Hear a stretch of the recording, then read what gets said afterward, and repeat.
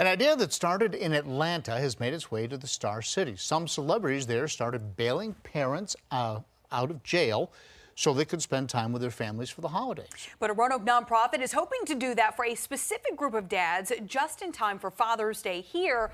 10 News reporter Arisha Jones found out how it works. Reuniting families is important to Ryan Bell. His program, Black Father Family, is helping fathers get out of jail in time for Father's Day. Obviously, you got to be a black father. You have to have committed a nonviolent offense, and your total bail amount can't exceed $500. What Bell is doing is also happening across the country. This video shows fathers in Georgia reuniting with their families for Easter, thanks to an Atlanta mega church and rapper T.I. Jay-Z, when he bailed dads out of jail up in New York.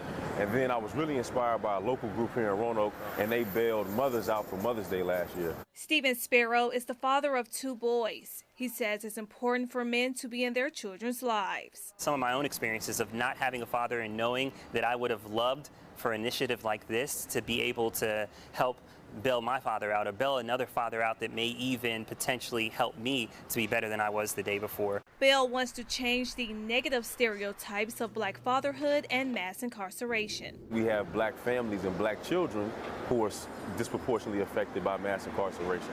So that's why we're targeting black fathers to return them home to their families to now hopefully begin to build resiliency amongst our children. He says everyone deserves a second chance, which is what the Father's Day bailout is all about. Full disclosure, I was incarcerated at one particular time and found myself in a situation as a father, right? Found myself in a situation where I did something that I wasn't necessarily the most proud of. Bell hopes the bailout is an ongoing effort.